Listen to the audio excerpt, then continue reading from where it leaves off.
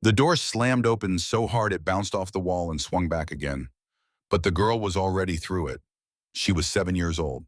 Red jacket 2 sizes too big, sleeves hanging past her fingertips. Dirt on her sneakers, one toe poking through a hole in the canvas. Tears streaking down her face, cutting lines through the dust on her cheeks. Her breath came in ragged bursts like she'd been running for a long time, like she'd been running her whole life. The bar went quiet, not all at once. The jukebox still played something low and country. The ceiling fan still clicked on every rotation. But the conversation stopped. The truckers near the pool table looked up from their game. The bartender, a woman named Jolene with silver rings on every finger, set down the glass she was polishing. The girl didn't look at any of them. She ran straight to the back corner where 12 men sat around a cluster of tables pushed together. Big men, bearded men, men in leather vests with patches sewn into the leather. Iron Ridge MC, a coiled rattlesnake over crossed pistons. The kind of men parents told their children to stay away from. But this child ran toward them like they were the only safe place left in the world. The largest man at the table looked up from his beer. His name was Barrett Graves, 48 years old. A scar ran from his left temple down to the corner of his jaw, a souvenir from a piece of shrapnel that should have killed him in a place he no longer talked about. Gray threaded through his beard. His hands were scarred, thick-knuckled, the hands of a man who had spent decades gripping things too hard. Handlebars, rifle stocks, the edge of a hospital bed while a doctor told him his daughter was gone. He set down his bottle slowly. The glass met the table without a sound. The girl stopped in front of him. Her whole body trembled. Not just her hands, everything. She was shaking from the inside out the way a small animal shakes when it knows something bigger is coming for it. Please, her voice cracked on the word. Split it right down the middle. I need help. Barrett leaned forward. The chair groaned under his weight. His voice came out the way it always did when children were involved. Gentle, almost impossibly gentle for a man built like a collapsed building. What's your name, sweetheart? Lily. Lily, where's your mama? Lily's hands were shaking so badly she could barely grip the collar of her jacket. She pulled it down, slowly, like she'd done this before in a mirror, rehearsing this exact moment. Like she'd spent the whole walk here telling herself she could do this, she had to do this. This was the only thing left to do. The collar came down past her shoulder. Bruises covered the skin. Purple fading to green, fading to yellow. Layered on top of each other like geological strata. Each one a different age, a different night, a different reason or no reason at all. Fingerprints pressed into the flesh. 4 dark ovals and a thumb mark perfectly spaced the unmistakable signature of an adult hand gripping a child's body hard enough to leave its ghost behind. A younger biker stood up so fast his chair hit the floor. His name was Nolan, 35 years old. He had a daughter about Lily's age.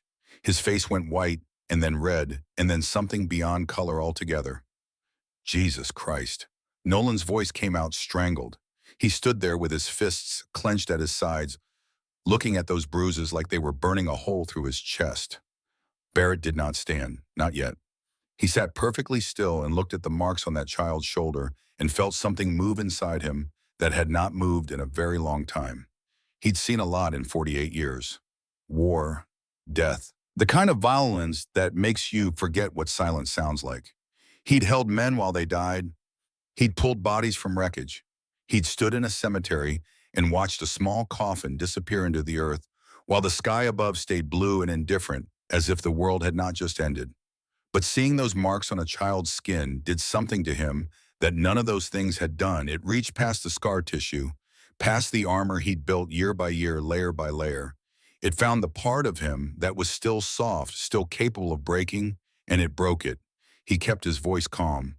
Who did this to you? Lily's lip quivered. Fresh tears spilled down her cheeks. She wiped at them with her sleeve, but they kept coming faster now, like a dam giving way. Mom says we have to stay quiet. Those 6 words hit Barrett like a fist to the sternum. He felt the air leave his lungs. Around the table, every man went still. 12 men who had seen the worst the world had to offer, and those 6 words from a 7-year-old girl silenced all of them. Your mom told you to stay quiet about this. Lily nodded. She wiped her face again. Her sleeve was wet through.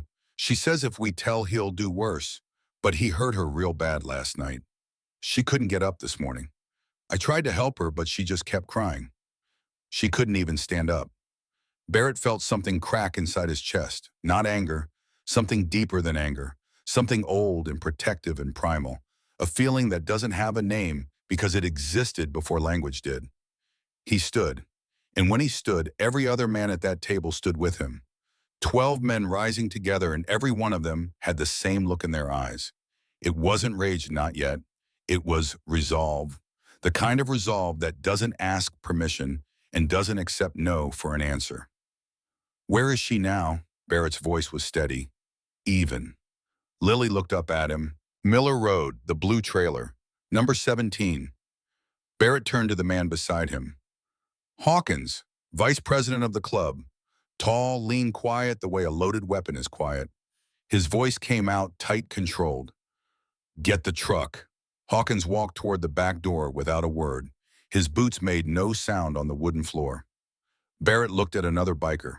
Shepherd, 50s, weathered face, steady hands. 3 tours as a combat medic in Iraq. He'd pulled bullets out of men in the back of Humvees doing 60 over dirt roads. He'd held pressure on wounds that no one should have survived, and some of them didn't. Call Doc Shaw. Tell her we're bringing someone who needs her. Shepard pulled out his phone and stepped away from the table. Barrett knelt down in front of Lily. His knees cracked. He was a big man and the floor was hard, and he wasn't young anymore, but he went down to her level because that was what she needed. Someone who would come down to where she was. Up close, he could see everything. The fear in her eyes, wide and ancient, a fear that has been lived with so long, it has become part of the architecture of a face. The exhaustion, the dark circles under her eyes that no 7-year-old should have. The weight she carried in her thin shoulders, a weight that would have buckled grown men. And in her arms, pressed against her chest, a stuffed rabbit. Gray matted fur, one ear missing the seam where it had been torn away, still ragged stuffing poking out like a small wound. When does he come home? Barrett asked. 5 o'clock. He works at the factory. Barrett checked his watch. 2:15. He reached out and placed his hand gently on her shoulder, the one without bruises. His hand was enormous on her small frame, rough and scarred, but he placed it there with the delicacy of someone handling something irreplaceable. Lily, listen to me. You did the right thing coming here. Do you hear me? You did exactly what you were supposed to do. Her chin trembled. I was so scared. I didn't know where else to go. You came to the right place. Barrett's throat tightened. He swallowed hard. Behind him, he could hear Nolan breathing through his teeth, could feel the tension radiating off the men like heat from an engine. We're going to go get your mama, and we're going to make sure nobody ever hurts either of you again. That's a promise. What if he comes back early? Barrett's eyes changed. The gentleness didn't leave, but something else moved in behind it, something hard and certain and immovable. Then we handle it. Lily looked up at him. She studied his face the way children study the faces of adults, searching for the lie, searching for the betrayal, searching for the moment when the promise turns into nothing. But whatever she saw in Barrett Graves' face, she didn't find a lie. She nodded. For the first time since she'd walked through that door, her breathing slowed. Briggs spoke up from behind Barrett. He was the oldest man in the club. 72, Gulf War veteran. His hair was white, his hands spotted with age, but his eyes were still sharp and his voice still carried the authority of a man who had given orders under fire. Kid's got guts. Barrett nodded without turning around. Yeah, she does. Finch walked over. He was the club's tech man, good with phones and computers and finding things that people didn't want found. He held his phone up. I'll pull everything I can on this guy. See what we're dealing with. Do it. Jolene came over from behind the bar. She carried a glass of water and a plate of fries. She set them down on the table in front of Lily. Eat something, honey. You look like you haven't eaten all day. Lily stared at the fries. Her stomach growled loud enough that Nolan heard it from 6 feet away. She grabbed one, put it in her mouth. Then another. She ate the way hungry children eat, fast and desperate, as if the food might be taken away at any moment, as if eating itself was something that had to be done quickly, secretly before someone noticed. Jolene watched her for a moment, then walked back to the bar. She pulled out her phone and made a call. Barrett didn't ask who she was calling. He had a feeling he knew. He looked down at Lily, at the way she hunched over the plate, protecting it with her body, at the way her eyes darted to the door every few seconds, checking, always checking. And he thought about another girl, another small body, Another face he would never stop seeing. Wren. She'd been 6 years old, brown hair that curled at the ends. A laugh that sounded like bells, like water over stones, like everything good in the world distilled into a single sound. She called him Daddy Bear because he was big and warm, and she felt safe when he held her.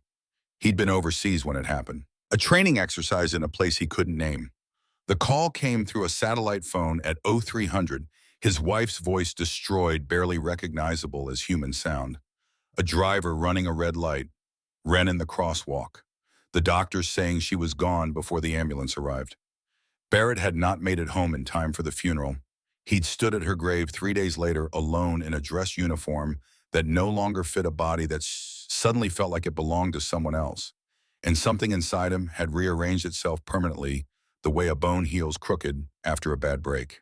He was never the same shape again. He left the Corps 6 months later. Rode west on a motorcycle he'd bought with his separation pay. Rode until the road ran out, then turned around and rode back. Somewhere in the middle of nowhere in a bar, not unlike this one, he'd met Briggs and Hawkins and the men who would become Iron Ridge MC. And they built something. Not a gang, not an outlaw club. Something else. Something that filled the space where purpose used to be. They helped people. Women fleeing abusive homes, children in danger, families the system had failed. They did what the courts couldn't do, what the police wouldn't do, what the social workers were too overworked and underfunded to do. They showed up. They stood between the weak and the strong. They made the strong think twice. Every time Barrett looked at a child in trouble, he saw Wren. Every single time. And every single time he answered. Because he hadn't been there for his daughter, and that was a debt he would spend the rest of his life trying to repay, knowing he never could. Now he looked at Lily Marsden, 7 years old, eating fries with shaking hands in a biker bar, and the debt pressed down on him like a physical weight. He would not fail this one. Not this one. The front door of the trailer slammed open at 11:43 that night. The sound tore through the thin walls like a gunshot. Lily was lying on her mattress. No bed frame, just a mattress on the floor and a thin blanket that smelled like dust and old sweat. She held Clover tight against her chest. The rabbit's remaining ear was pressed flat against her cheek. She could feel the place where the other ear used to be, the ragged seam, the small absence. Heavy footsteps in the living room. Her mother's voice came first. Quiet, careful, each word measured and weighed, the voice of someone navigating a minefield. "You're home late, don't start." Dean Harlow's voice was slurred. Lily knew that voice the way sailors know weather. She could read its shifts, its pressure changes, its approaching storms. The slurred voice was bad. The slurred voice meant bottles lined up on the counter. The slurred voice meant anything could happen, and usually did. I just meant I said don't start. Glass breaking, a bottle maybe, or a picture frame. Something that had been whole and was now in pieces. Lily pulled the blanket up to her chin. Her heart began to beat faster, a metronome accelerating toward a tempo no one could keep up with. "Dean, please. Lily is sleeping." Her mother always said that. As if Lily being asleep was a shield, a talisman, a reason to stop. As if the existence of a sleeping child in the next room could change anything about a man who had already decided what the night would be. "I don't care if she's sleeping. Just go to bed. Don't tell me what to do." A slap. Sharp and loud, the sound of an open hand meeting skin at speed. A sound that Lily had heard so many times it lived inside her body now, in her flinching shoulders, in her clenching stomach, in the way her jaw tightened every time a door opened unexpectedly. Her mother gasped. Lily flinched as if she'd been the one hit. She sat up slowly. Her hands were shaking. She wanted to run out there. She wanted to scream at him to stop. She wanted to be big enough, strong enough, loud enough to make it all end. But last time she tried, Dean had grabbed her arm and thrown her against the hallway wall. The impact had knocked the air from her lungs. She'd slid down to the floor like something boneless, and he'd stood over her and told her that if she ever got in his way again, he'd give her something real to cry about. That was where most of the bruises came from. The ones on her shoulder, her arms, her back. Gifts from a man who saw a 7-year-old girl as an obstacle. Her mother's voice came again, broken, submissive. The voice of a person who has given up trying to be a person. "Please, I'm sorry. I'm sorry. You're always sorry." Another slap. Harder. The sound was different this time, wetter, more solid. Then a thud. Something heavy hitting the floor. A body hitting the floor. Lily's breath caught in her throat. She stood, walked to her door on legs that felt like they belonged to someone else, pressed her ear against the thin wood. Her mother was crying, soft, broken sobs that sounded like something being torn apart slowly, fiber by fiber, crying that doesn't want to be heard, crying that has learned to make itself small. Dean's voice came low and mean, the voice of a man who enjoys this, who has always enjoyed this, who chose this woman precisely because she was alone and afraid and had no one to call. Get up. I can't. Her mother's voice was barely a whisper. You hurt my ribs. I said, get up. A scream. Short, sharp, cut off fast like a hand clamped over a mouth, like a sound being strangled at birth. Lily's whole body went cold, ice water in her veins, her vision blurred with tears. She pressed her hand over her mouth to keep from making noise. She wanted to open the door. She wanted to help. Every cell in her body screamed at her to move, to do something, to be something other than a child hiding behind a door. But her mother's words echoed in her head. The words she'd said 100 times, 1,000 times, whispered in the dark like a prayer or a curse or both. Stay quiet, baby. If you make noise, he'll hurt you too. Just stay in your room and stay quiet. So Lily stayed quiet. She crawled back to her mattress, pulled the blanket over her head, pressed her hands over her ears as hard as she could, pressing until her palms ached, until the pressure made her eardrums hum. But she could still hear her mother crying. The sound came through her hands, through the blanket, through the walls, through everything. There was no barrier thick enough to stop that sound. She squeezed Clover so tight the stuffing bunched up under her fingers. She whispered into the rabbit's remaining ear, It's okay, Clover. Mama's going to be okay. She always is. She always is. But Lily didn't believe it anymore. She lay there in the dark for what felt like hours. The sounds eventually stopped. The trailer went quiet. But the quiet after violence is not the same as peace. It's the quiet of aftermath, of wreckage, of the space between one disaster and the next. Lily stared at the ceiling, at the water stain that looked like a dog, at the crack that ran from the corner to the light fixture, splitting the ceiling the way everything in her life was split. She thought about her teacher, Mrs. Palmer. Mrs. Palmer had talked to the class about what to do if someone was hurting you. She'd said to tell a trusted adult, to ask for help. She'd made it sound simple, like telling was a switch you could flip and the bad thing would just stop. But Lily had tried that 6 months ago. She'd told the school counselor. A woman named Mrs. Whitfield, who had kind eyes and a bowl of candy on her desk and a poster on her wall that said, You are not alone. Lily had sat in the chair across from Mrs. Whitfield's desk, and she'd told her about Dean, about the hitting, about the yelling, about the nights when she pressed her hands over her ears and waited for it to stop. Mrs. Whitfield had listened. She'd nodded. She'd said Lily was very brave. She'd said she was going to help. Then she'd called Lily's mother. Sarah had come to the school. She'd walked into the counselor's office in a long-sleeve shirt that covered the bruises on her arms, and she'd smiled. A real smile, practiced, perfected, the smile of a woman who has learned to lie with her whole face. Everything's fine. Just a misunderstanding. Kids exaggerate sometimes. You know how they are. She gets these ideas from TV shows. Mrs. Whitfield had looked at Sarah. She'd looked at Lily. And Lily could see it in her eyes, the doubt, the wanting to believe, the relief of being given a reason not to act. Because acting was hard. Acting meant paperwork and phone calls and confrontation and risk. And not acting was easy. Not acting just meant closing the file and moving on to the next student in the next chair with the next problem. Everything's fine, Sarah had said again, and Mrs. Whitfield had believed her, or pretended to. And Lily had learned something that day that no 7-year-old should ever have to learn. That telling the truth doesn't mean anyone will listen. That asking for help doesn't mean help will come.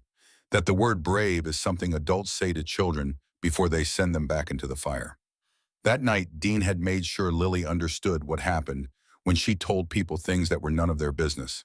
He'd grabbed Clover from her hands, held the rabbit up by one ear, looked at Lily with those flat, empty eyes that held nothing behind them, no conscience, no remorse, no recognition that the small creature in front of him was a human being with a heart that was breaking.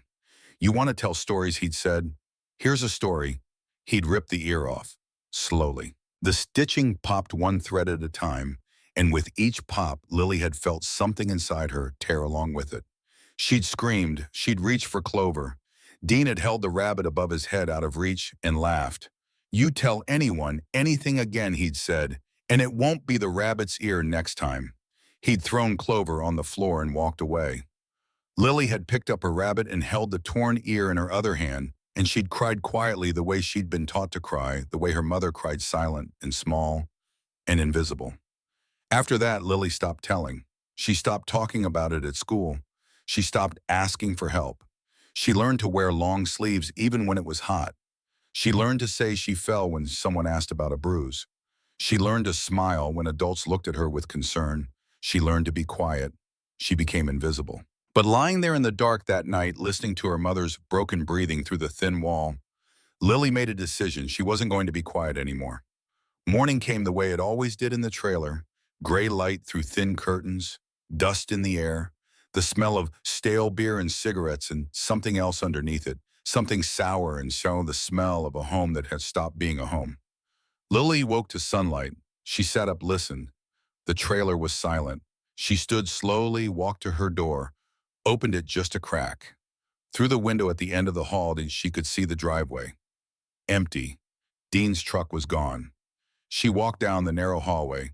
Her bare feet made no sound on the old linoleum, cracked and peeling at the edges, cigarette burns dotting the surface like dark little craters. She passed the kitchen. Empty beer bottles on the counter.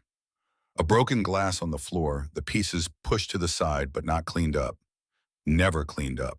She found her mother in the living room. Sarah Marsden lay on the couch under a thin blanket. She was 28 years old, but in that moment, curled on her side with her knees drawn up and her face turned toward the cushion, she looked both older and younger at the same time. Older because pain does that.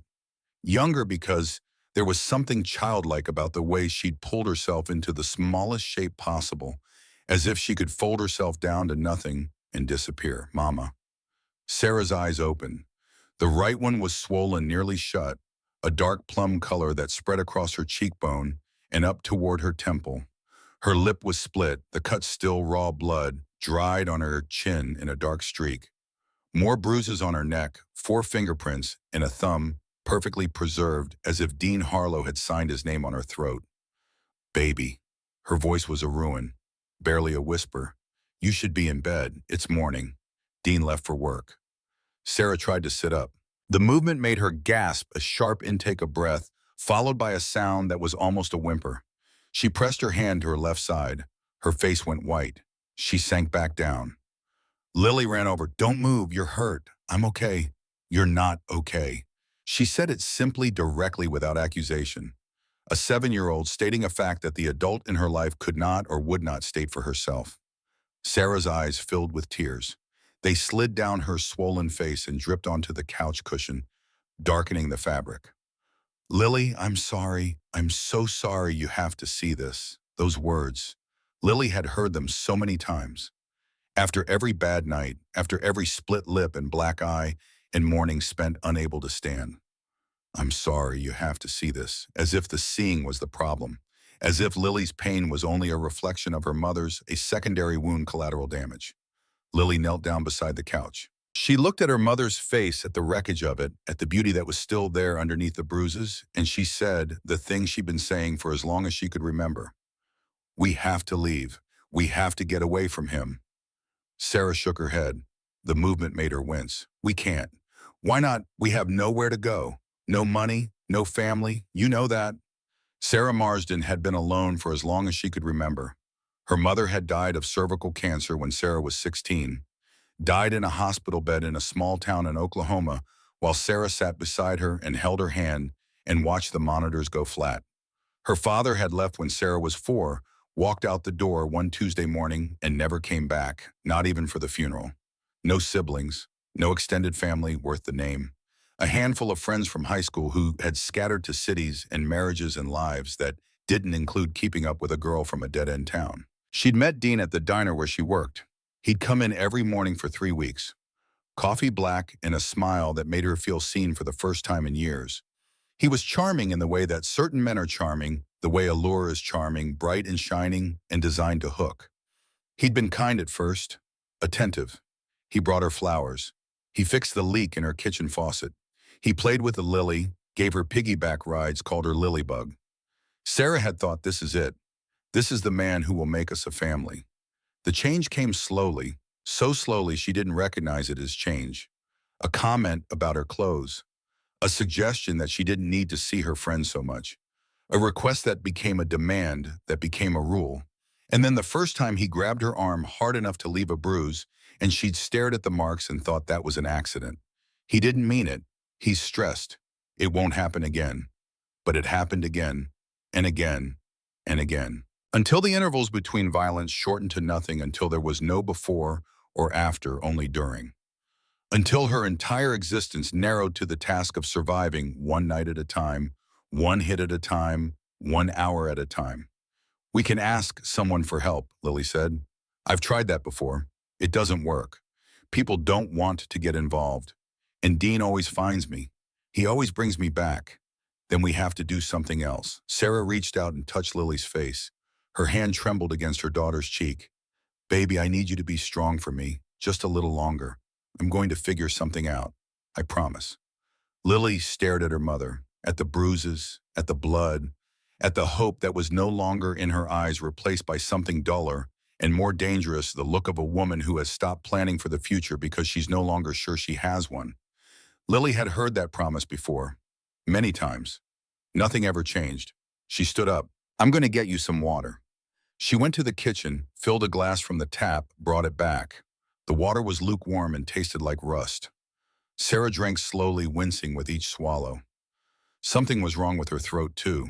The bruises on her neck weren't just marks. They were evidence of something that could have killed her. Lily sat on the floor beside the couch. She didn't say anything. She just sat there small and quiet, and her mother reached down and stroked her hair with fingers that were swollen and stiff. I love you, baby. You know that, right? I know. Everything I do is to keep you safe. Lily didn't answer because she didn't feel safe. She hadn't felt safe in a long time. And she was beginning to understand with the terrible clarity that children sometimes have that her mother couldn't keep her safe. Not because she didn't want to, but because she couldn't keep herself safe first. Lily sat on the front steps of the trailer with Clover in her lap. The sun was high now, and the heat pressed down on the trailer park like a hand pushing everything flat. Flies buzzed around the trash can by the door. The neighbor's bike barked twice and then went silent.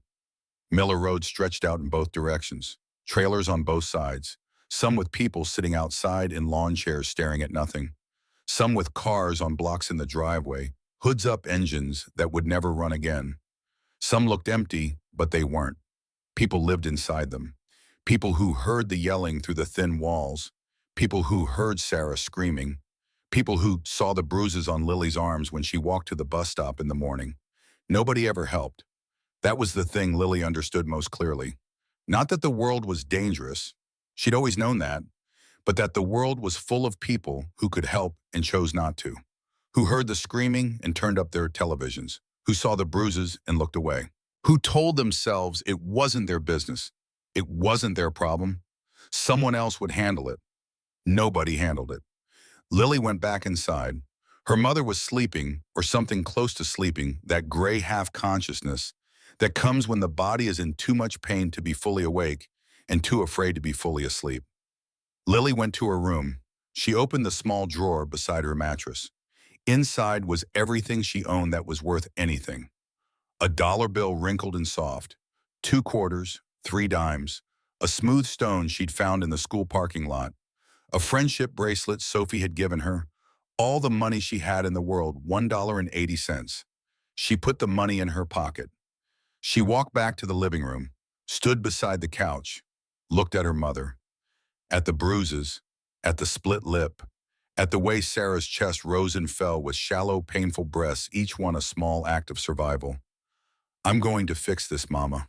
I promise. Her mother didn't wake up. Lily walked to the front door. She opened it. She stepped outside into the heat and the light and the vast indifference of a summer afternoon in a town that had forgotten her. She started walking. She didn't know exactly where she was going, But she'd heard the other kids at school talk about a bar on the other side of town, a place where bikers hung out. Dangerous people, the grown-ups said. The kind of men who got in fights and rode loud motorcycles and didn't follow the rules. Dangerous people. But Lily didn't care about danger anymore. Danger was already inside her house. Danger slept in the next room and drank beer on the couch and grabbed her mother by the throat. The danger outside couldn't be worse than the danger she already knew. And dangerous people, she thought with a clarity that seemed to come from somewhere beyond her 7 years, were the only ones who seemed willing to fight. She walked for 30 minutes. Her feet hurt.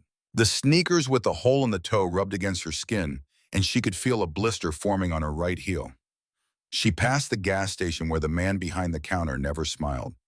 She passed the laundromat where the machines made a sound like distant thunder. She passed the corner store where old Mr. Beckham sat in a folding chair and watched the world go by without participating in it.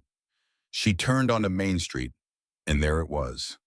Rusty's, a low building with faded red paint peeling off the clapboard siding, a neon sign that buzzed and flickered, a gravel parking lot with motorcycles parked in a row. 8 of them, big machines, chrome and steel handlebars like antlers engines that ticked in the heat as they cooled. Even sitting still, they looked fast. They looked powerful. They looked like escape. Lily stopped across the street. Her heart was hammering. Her palms were wet. She could feel the $1.80 in her pocket, the useless weight of everything she had. What if they didn't help? What if they laughed at her? What if they called Dean? What if they were just like everyone else, people who saw a child in trouble and turned away? She squeezed Clover tight. The stuffing shifted under her fingers. The missing ear was pressed against her wrist. "It's okay," she whispered to the rabbit. "We can do this." She crossed the street, walked up to the door, took a deep breath that filled her small lungs with hot summer air, and pushed it open. The black Ford pickup sat idling in front of Rusty's exhaust, curling in the heat. Hawkins was behind the wheel engine, running hands steady at 10 and 2. He'd been in the military too, same as Barrett. Different branch, different war, same silence afterward. Barrett walked out with Lily. His hand rested on her shoulder, and she walked beside him with the uncertain gait of a child who has trusted someone and is waiting to find out if that trust was a mistake. 8 bikers followed them out. They climbed into the bed of the truck without speaking.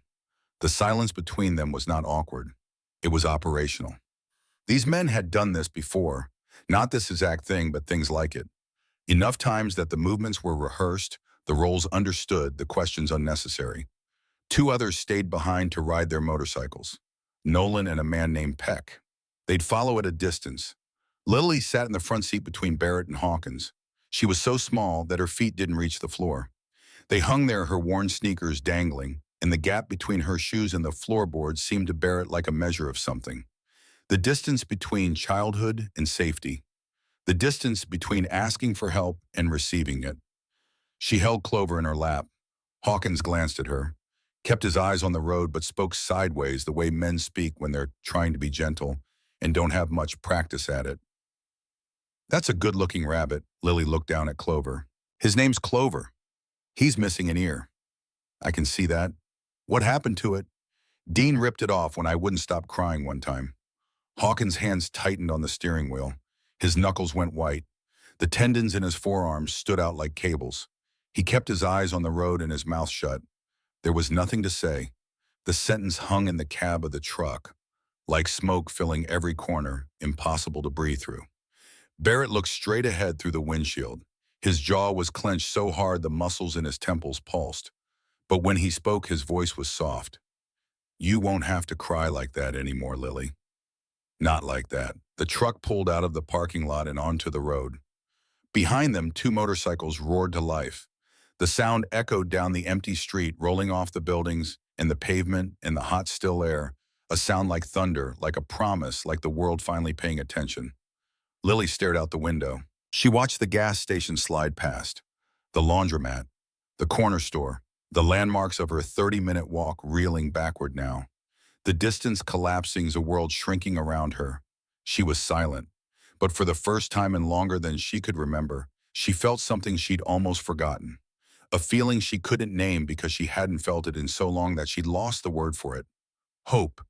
It moved through her chest like warmth, like sunlight through a window that has been boarded up for years and is suddenly impossibly open.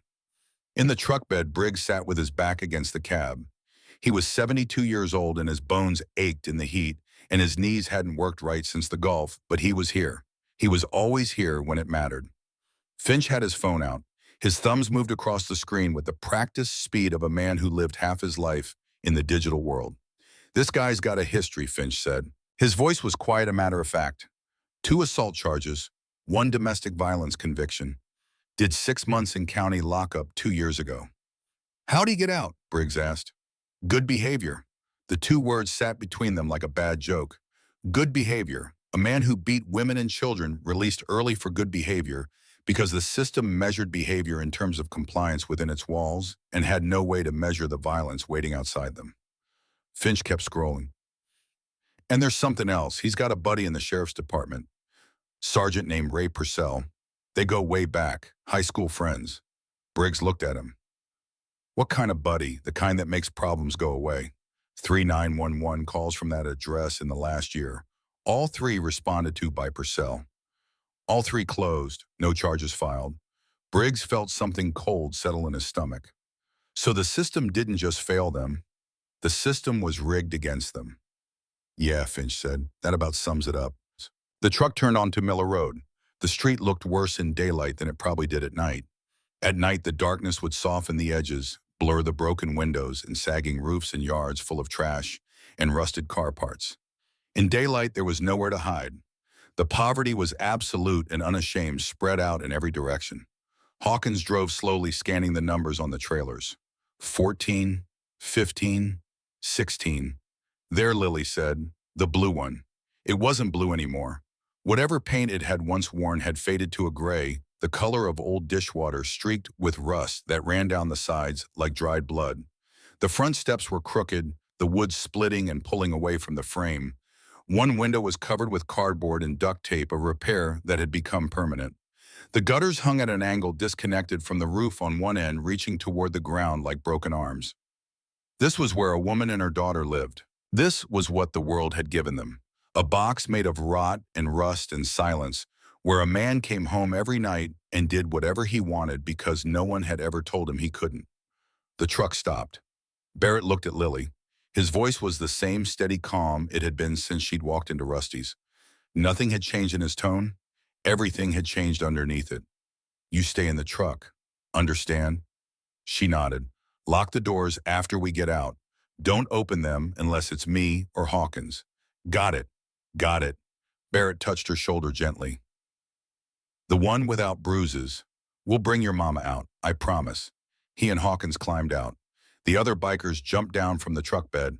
They moved quietly, deliberately, with the coordinated purpose of men who understood that what they were about to do was not violence and not rescue, but something in between. Something the law had no name for and wouldn't approve of and couldn't accomplish on its own. Lily watched them walk toward the trailer. Her heart was pounding again. But this time it wasn't fear. It was something else entirely. Something that felt almost like relief. Like the moment after you've been holding your breath for so long, you've forgotten you were holding it, and then suddenly, finally, you remember how to exhale. Barrett walked up the crooked steps. The wood groaned under his weight. He knocked on the door 3 times. Firm but not aggressive. The knock of a man who has come to help, not to harm, but who will not be turned away. No answer. He knocked again. "Ma'am, my name is Barrett. Your daughter Lily sent us. We're here to help." Still nothing, but he could hear breathing on the other side of the door. Fast, shallow breathing. The breathing of a woman who has heard a man's voice outside her door and has automatically assumed the worst because the worst is all she has ever known. Barrett tried the handle, unlocked. He pushed the door open slowly. The smell hit him first. Stale beer, cigarettes, something else underneath. Something sour and raw. The smell of fear, of pain, of a body that has been hurt and hasn't been cared for. The living room was small. A couch with torn fabric stuffing leaking from the seams like white blood. A television on a milk crate. Empty bottles on the floor, a constellation of brown glass. A broken lamp in the corner, its shade crushed. Food wrappers everywhere crumpled and scattered the debris of meals eaten in haste and fear in the narrow windows between one catastrophe and the next. And on the couch, curled up under a thin blanket, was Sarah Marsden. She didn't move when the door opened. Her eyes were closed. Her breathing was shallow and careful, each breath rationed, measured against the pain it caused. Barrett stepped inside. "Ma'am." Her eyes opened. And Barrett Graves, a man who had seen war, who had held dying men, who had buried his own child, felt his chest constrict at the sight of Sarah Marsden's face. The right eye swollen, nearly shut. The lips split and crusted with dried blood. Bruises on her neck, the unmistakable geometry of fingers and thumbs. More bruises on her arms, her wrist places where she'd been grabbed and held and struck. She looked like a painting of a woman, something beautiful that someone had tried to destroy. She tried to sit up, gasped, pressed her hand to her ribs. "Don't move," Barrett said. His voice came out so gentle it surprised even him. He knelt down beside the couch. The floor was sticky under his knees. "Your daughter Lily came to us, asked for help. We're here to get you out." Sarah's eyes filled with tears. They spilled down her swollen face, and she made no move to wipe them away. "You can't. He'll kill us." "No, he won't. You don't understand. He'll find us. He always finds us. He has friends. In the police. A sergeant. They're buddies. Every time I've tried to leave, every time I've called for help, the same cop shows up. Purcell. And nothing happens. Nothing ever happens." Barrett heard Finch's voice in his head. 3911 calls. All three responded to by Purcell. All three closed. The system hadn't just failed Sarah Marsden. The system had been weaponized against her. A cop who covered for a friend who beat his girlfriend and her child, a closed loop of cruelty with no way out. Barrett looked her in the eyes. His voice was calm, steady, the voice of a man who had spent his entire adult life walking toward the things that other people ran from. "Ma'am, I've dealt with men like Dean Harlow my whole life. They're bullies, they're cowards, and they only have power because nobody stands up to them. We're standing up. And as for Purcell, we know about him too. We're going to deal with that. But right now, I need you to trust me. I need you to let us get you out of here." Sarah stared at him, searching his face for something. Truth, maybe. Safety. The faint, terrifying possibility that this time asking for help might actually work. "Who are you?" "My name's Barrett Graves. I'm president of the Iron Ridge Motorcycle Club. And those men outside, they're my brothers. We protect people who can't protect themselves. It's what we do. It's all we do." A tear rolled down her cheek, finding its way through the landscape of bruises. "Why would you help us? You don't even know us." "Because your daughter had the courage to ask. And because no child should have to live like this. No woman should have to live like this." Sarah broke. She covered her face with her hands and sobbed great heaving sobs that made her ribs scream with pain, but she couldn't stop. It was the sound of something releasing. A valve opening. Pressure that had been building for years finding its way out at last through the only exit available. Barrett stood. He walked to the door and called out quietly, "Shepard, get in here." Shepard walked in. 53 years old. 3 tours in Iraq. He'd seen bodies opened by explosions. He'd pushed intestines back into abdominal cavities in the back of armored vehicles. He'd done emergency tracheotomies with pocket knives. But when he knelt beside Sarah Marsden and saw her face, something in his expression shifted. This was different. This wasn't the random violence of war. This was the deliberate, sustained destruction of a human being by someone who was supposed to love her. "Ma'am, my name's Shepard. I'm going to check your injuries. I need you to tell me where it hurts the most." She lowered her hands, looked at him with her one good eye. "My ribs, left side. It hurts when I breathe." Shepard gently lifted her shirt just enough to see her side. The bruising was catastrophic. Dark purple and black spreading across her rib cage like a storm system viewed from above. He pressed lightly with experienced fingers. She bit down on her lip hard enough to draw fresh blood. But she didn't cry out. Broken Shepard said quietly, "At least 2, maybe 3. You need x-rays, proper medical care." Sarah shook her head, fast panic rising in her voice. "No hospital. They'll ask questions. They'll call the police. Purcell will find out. He'll tell Dean where I am. Dean will come for us. He always comes for us. Barrett's expression darkened, but his voice remained even. We have a doctor we trust. Someone who won't ask questions you don't want to answer. Someone who won't call anyone. He pulled out his phone. Dialed. It rang 3 times. Yeah. A woman's voice, firm, no nonsense. Dorothy, it's Barrett. I need a favor. Talk to me. Domestic violence situation. A woman and a kid need safe housing, medical care, no records. Dorothy Weaver ran a women's shelter 2 towns over. She'd worked with the Iron Ridge MC before, many times. She understood what they did and why they did it, and she'd stopped questioning their methods years ago because their results spoke for themselves. How bad, she asked. Broken ribs, severe bruising, possible strangulation. 7-year-old daughter with bruises all over her. Dorothy was quiet for a moment. When her voice came back, it was hard as iron. Bring them to me. I'll have a room ready. And the doctor. Already called. Ellen Shaw is on her way.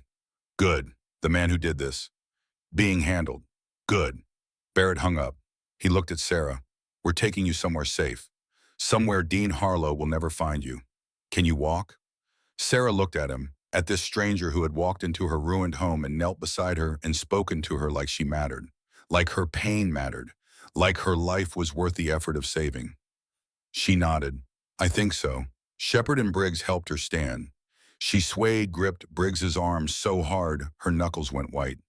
Briggs didn't flinch. He just stood there, 72 years old and steady as a mountain, and let her hold on. They walked her toward the door. Each step was a negotiation with pain. Each breath was a risk. But she walked. Because her daughter was in that truck. Because Lily had done the impossible. Because Lily had been brave enough for both of them. Barrett paused in the doorway. He looked back into the trailer one more time. At the empty bottles and the broken lamp and the food wrappers and the couch where a woman had spent the night being beaten by a man who should have loved her. On a small table by the window, he saw a framed photo. Sarah and Lily, both smiling. It looked like it was taken at a park 2 years ago, maybe. Before Dean, before the bruises, before everything turned dark. He picked up the photo and tucked it inside his jacket. Then he walked out of that trailer and did not look back. They helped Sarah into the back seat of the truck. Lily was already there, kneeling on the seat, her face pressed against the window, watching.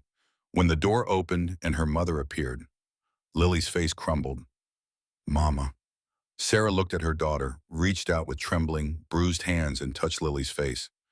Baby, I'm so sorry. Lily hugged her, gently, carefully, with the practiced delicacy of a child who has learned exactly how to touch a body that is always in pain. It's okay, Mama. We're safe now. Sarah started crying, quiet shaking sobs that she tried to muffle against her daughter's hair. And Lily held her, 7 years old, 50 pounds, holding her mother together with nothing but her arms and her will and the stubborn, furious love of a child who has decided that enough is enough. Barrett climbed into the front seat. Hawkins started the engine. The truck pulled away from the blue trailer on Miller Road. The motorcycles followed their engines rumbling in the hot afternoon air. Behind them, the trailer sat empty. A shell?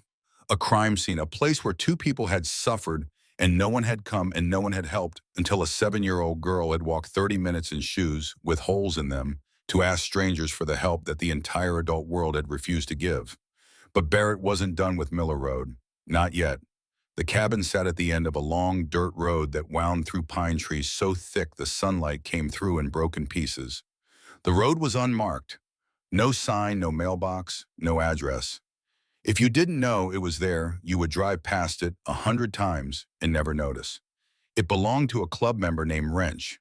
He'd bought it 15 years ago as a hunting spot. Over the years, it had become something else. A refuge. A place where women and children came to hide from the men who were supposed to love them. Dorothy Weaver was already there when the truck pulled up. A short woman in her 50s with steel gray hair. Everything about her was functional, stripped down to essentials. But her eyes were kind. Come on, sweetheart, let's get you inside. Sarah leaned on Dorothy. The 2 women walked slowly toward the cabin. Each step sent a spike of pain through Sarah's ribs, and she breathed through it the way Shepard had told her to, shallow sips of air rationed against the cost. Lily followed. She held Clover in one hand and her mother's jacket hem in the other, the thin fabric bunched in her fist, as if she was afraid that if she let go, her mother would float away, would vanish, would be pulled back to that trailer by some invisible force that had held them both prisoner for so long. Inside the cabin was warm. A fire burned in the stone fireplace. Two bedrooms in the back, a kitchen stocked with food. Dorothy led Sarah to a bedroom, a real bed with a real mattress and a quilt made of blue and white squares. Dorothy helped Sarah onto the bed. Sarah sank into the mattress and her body shuddered at the softness of it. "A doctor's on the way," Dorothy said. "She'll be here in 20 minutes." Sarah nodded. Her eyes were already glazing over. The pain medication Shepard had given her was pulling her under, and for the first time in longer than she could remember, she was somewhere safe enough to let herself go. Lily climbed onto the bed beside her mother. She sat cross-legged, Clover in her lap, and she took her mother's hand. Sarah's fingers closed around Lily's loose, weak, but present. Dorothy knelt down beside the bed. She looked at Lily. "What's your name, honey?" Lily, your mom's going to be okay. We're going to take good care of her. And you. Are you sure Dean can't find us here? I'm sure. This place doesn't exist on any map. Nobody knows about it except the people who need to." Lily nodded, but her grip on Clover tightened. The rabbit's remaining ear was pressed flat in her fist. Dorothy stood and walked to the living room where Barrett and the others waited. The men stood in a loose group, their leather vests and heavy boots as incongruous against the pine walls and the quilted throw on the couch. They looked like an invasion force standing in a dollhouse. "How bad?" Dorothy asked. "Bad enough," Barrett said. "Dean Harlow's been beating her for at least a year. Probably longer. Lily's been covering for her mother, trying to protect her. 7 years old, carrying the weight of the entire household on her shoulders." Dorothy's face hardened. Her jaw set. The kindness in her eyes didn't leave, but something else moved in alongside it. Something that looked very much like the rage that comes when you have seen too many broken women and too many frightened children, and you understand that the supply of both is endless. That child shouldn't have to carry that weight. No, she shouldn't. "What are you going to do about Dean?" Barrett looked at her. "We're going to have a conversation with him." Dorothy studied his face. She'd known Barrett for 15 years. She'd seen him walk out of this cabin a dozen times with that same set to his jaw and that same flatness in his eyes. And she'd learned that conversation in Barrett's vocabulary was a flexible word. "Don't do anything that puts you in prison, Barrett." "I won't. I mean it. These women need you. Lily needs you. You can't help anyone from behind bars. I'll be smart about it." Dorothy didn't look convinced, but she didn't push. She'd learned that too. There were things the law could do and things it couldn't, and in the space between those two categories, men like Barrett operated with a moral clarity that the courts would never recognize and could never replicate. A car pulled up outside. A woman in her 60s got out with a medical bag. "That's Dr. Ellen Shaw," Dorothy said. "She volunteers at the shelter." Dr. Shaw walked in. Dorothy led her to the bedroom. Lily stood when the doctor entered. Her eyes were wide, searching. "Is my mama going to be okay?" Dr. Shaw smiled. It was a professional smile, warm but controlled, the smile of someone who has learned to give comfort without making promises the body might not keep. "I'm going to check on her. Make sure everything's healing right. You can stay if you want." Lily sat back down. She held her mother's hand and didn't let go. Dr. Shaw examined Sarah with practiced efficiency. She checked the ribs, pressing gently through Shepard's wrapping. She listened to Sarah's breathing with a stethoscope. She examined the bruises on Sarah's neck. After 10 minutes, she stepped into the living room. "3 broken ribs," she said quietly. Her voice was low, meant only for the people in the room. "Severe contusions across her torso and arms. Signs of strangulation on her neck. The hyoid bone feels intact, but there's significant swelling. This wasn't a one-time incident. This has been going on for a long time." Barrett's jaw tightened. The muscles in his face moved under the skin like something alive. "How long until she can move around normally?" "6 to 8 weeks for the ribs to heal fully. With rest and proper care, she'll recover physically. But she needs to be careful. Internal bleeding is always a risk with this kind of trauma." And Lily, Dr. Shaw's expression changed. The professional distance softened into something more personal, more pained. "Physically, the bruises will fade. Emotionally." She shook her head slowly. "That's going to take a long time. Counseling, stability, safety. She needs all three, and she needs them consistently. Children who grow up in these environments carry it in their nervous systems. They carry it in the way they react to sudden sounds, to raised voices, to doors opening unexpectedly. It rewires them. She'll have all three, Barrett said. Dr. Shaw looked at him, at the scar on his face, at the patches on his vest, at the hard, scarred hands that had held a 7-year-old girl's shoulder with the tenderness of someone handling blown glass. You're one of the bikers. Yeah, thank you for getting them out. Barrett nodded. He didn't say you're welcome. He didn't say anything. There was nothing to say that would match the weight of what had happened, so he let the silence carry it instead. Dr. Shaw went back to the bedroom. She gave Sarah another dose of pain medication, adjusted the rib wrapping, spoke quietly with Lily about what to do if her mother's breathing changed during the night. Barrett stepped outside. The afternoon light was starting to amber, shadows stretching long across the dirt road. The air smelled like pine sap and wood smoke, and the particular kind of stillness that only exists in places that are very far from other places. The bikers stood by their motorcycles in a loose semicircle, smoking, talking low, doing what men do when they are between one difficult thing and another. Briggs walked over. His gait was stiff from sitting in the truck bed, and he moved with the careful deliberateness of a man whose body was beginning to negotiate the terms of its surrender. What now? Barrett checked his watch. 4:15. Now we go back to Miller Road. And we wait. The street was quiet when they returned. The truck and motorcycles were parked 2 houses down from the blue trailer, hidden behind a rusted-out RV that hadn't moved in years. Close enough to see the driveway. Far enough to be invisible. Barrett, Hawkins, Briggs, and Nolan sat in the truck cab. The others spread out in the truck bed or leaned against their bikes, watching. Waiting. The afternoon heat pressed down on everything. A dog somewhere barked once and then stopped. A television murmured behind a closed window 2 trailers over. Nobody spoke. This was the part they were good at. The waiting. The silence before action. It was military in nature, that patience.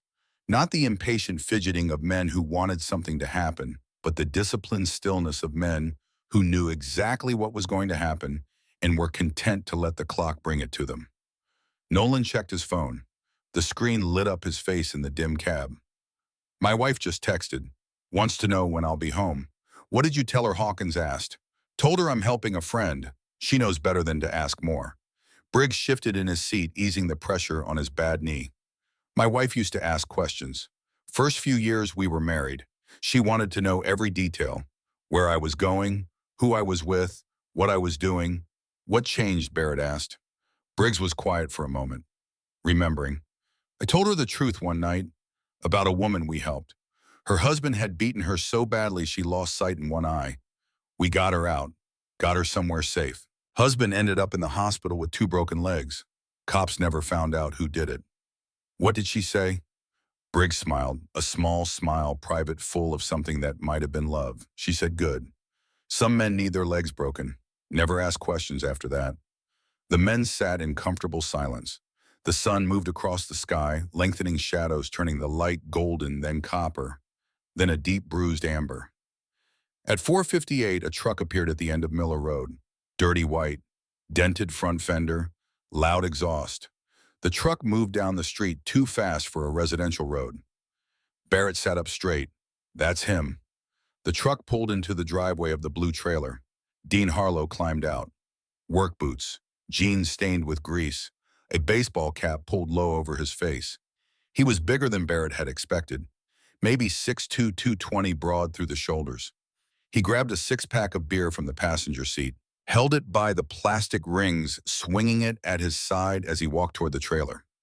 He didn't look around, didn't scan the street, didn't check for anything unusual.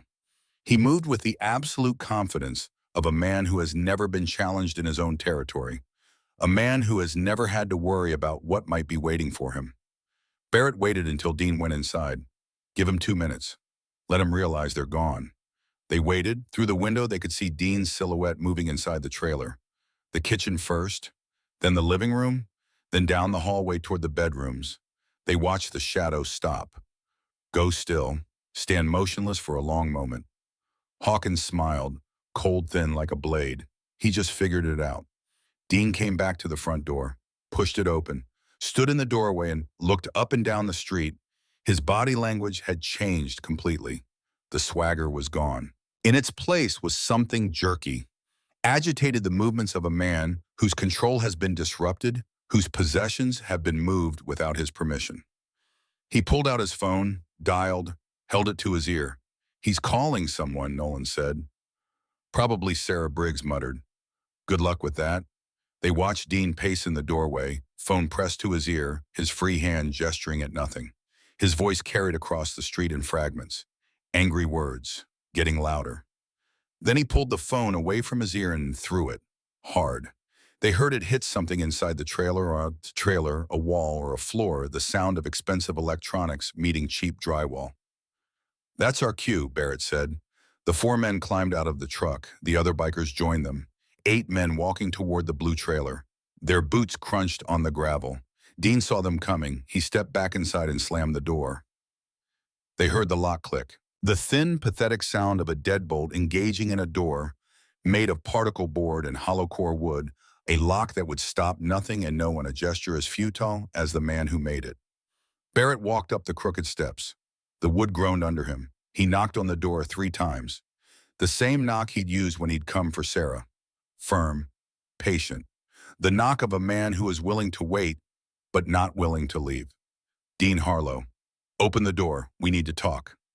Dean's voice came from inside, muffled by the door, but sharp with the particular bravado of a man who is terrified and trying very hard not to show it.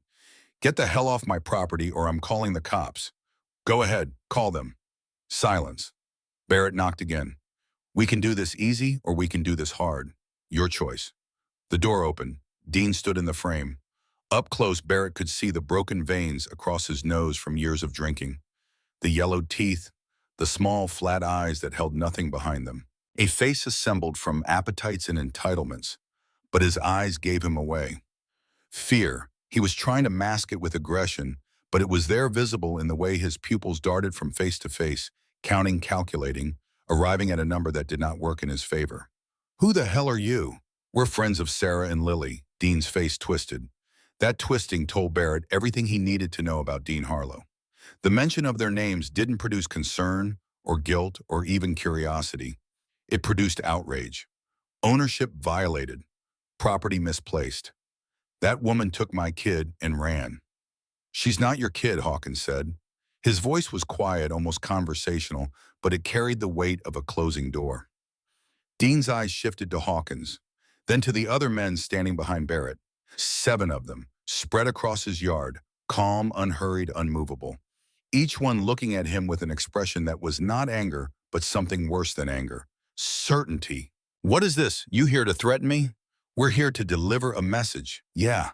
What message?" "You're done." Barrett said it the way he said everything, without raising his voice, without changing his tone, without any of the theatrical menace that men in movies use when they want to seem dangerous. He said it the way you state a fact. The sky is blue, water is wet. You're done. Sarah and Lily are somewhere. You'll never find them. You're not going to look for them. You're not going to call them. You're not going to drive past their work or their school. You're done. Dean laughed. It was an ugly sound, raw and mean, the laugh of a man who has spent his whole life using noise to fill the spaces where courage should have been. "You can't tell me what to do. We just did."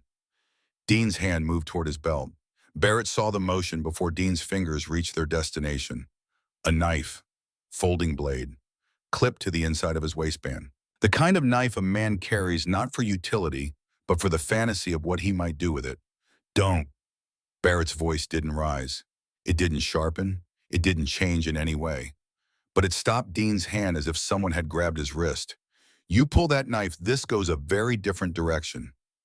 And trust me, you don't want that." Dean's jaw clenched. His hand hovered. The moment stretched out like a wire pulled tight. Then his hand dropped to his side.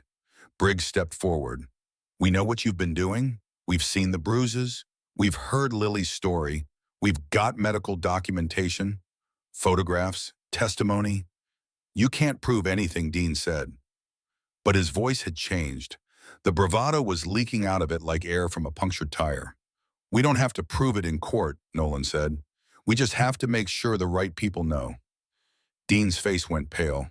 The blood drained from it visibly, like watching a tide go out. What's that supposed to mean? Finch held up his phone. Screen facing Dean.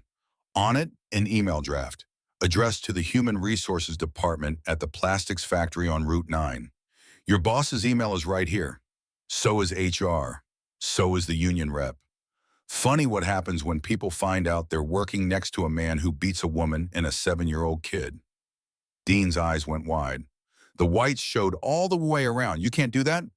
We can, Finch said. And we will, unless you do exactly what we say.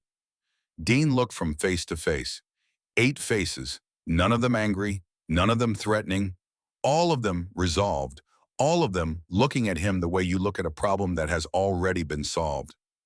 What do you want? His voice came out smaller now. The bully shrinking, the tyrant deflating, the emperor discovering he has no clothes and never did. You're going to pack a bag, Barrett said. You're going to leave Riverton tonight, and you're never coming back. If you do, we'll know. And next time we won't be this polite. You can't make me leave my own town. You've got a record, Dean. Briggs said it with the weariness of a man who has seen too many files with too many charges and too few consequences. Assault, battery, violation of a restraining order. One phone call and we can have you back in county lockup by morning. Or you can leave on your own terms. Your choice? Dean's breathing was heavy. His face was red. The veins in his neck stood out like ropes. But he wasn't stupid. He could count. He could see the look in their eyes. These men were not performing. They were not bluffing.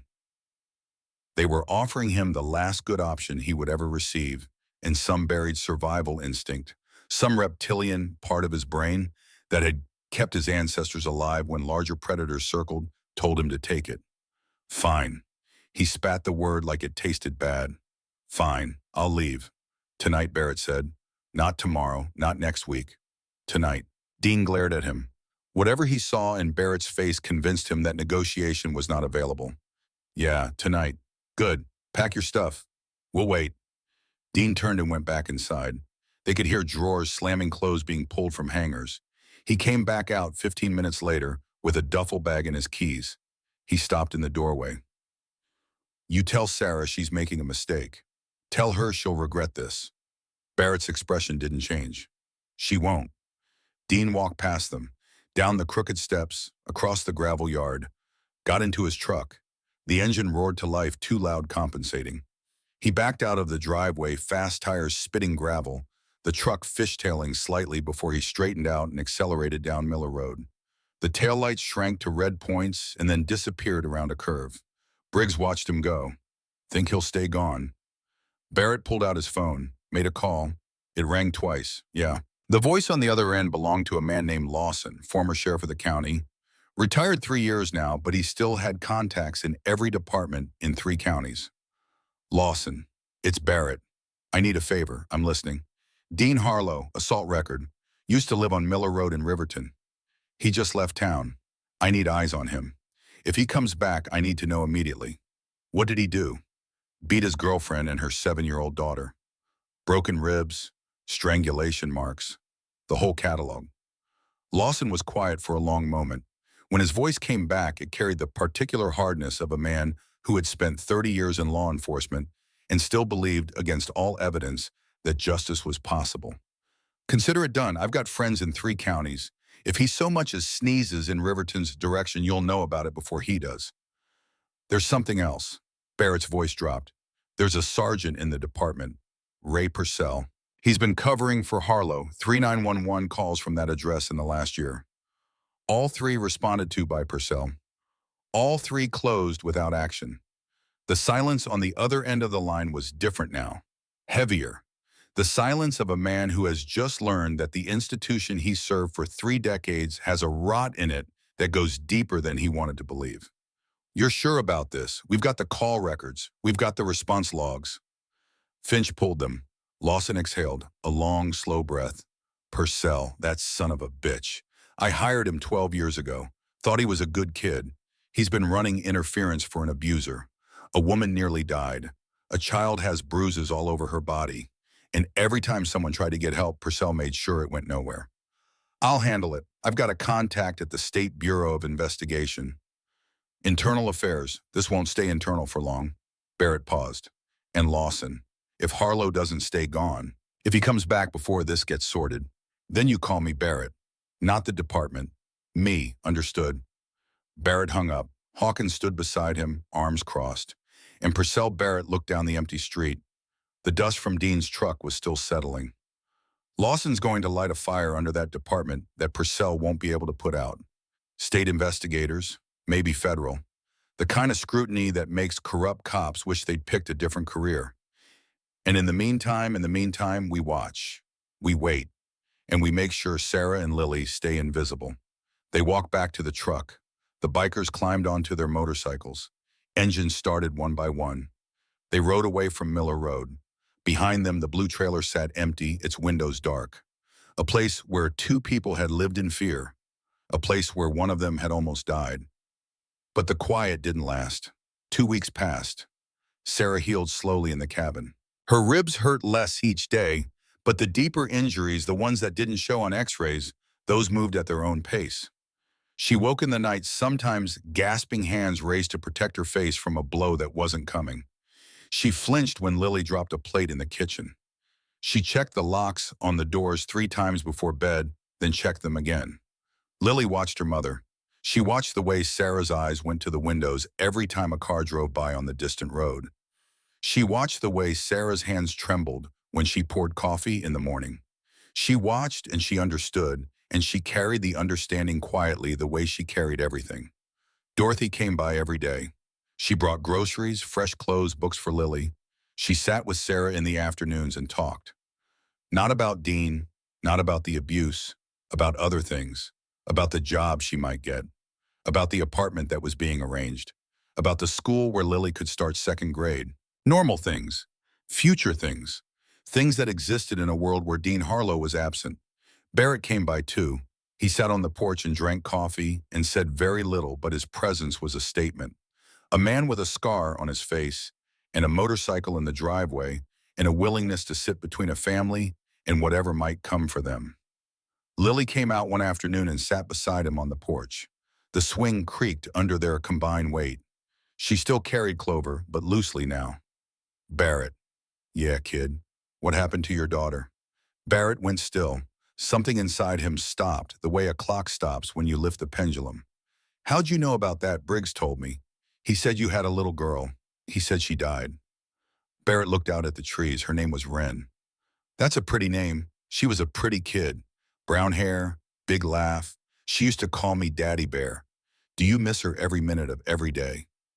Lily leaned her head against his arm. She didn't say anything else. They sat like that until the sun went down. That night, Lily woke to a sound. She lay in the dark listening. The cabin was quiet. The fire had burned down to embers. Her mother breathed steadily in the next bed. But there was something else, a sound from outside, an engine. Lily got up and walked to the window.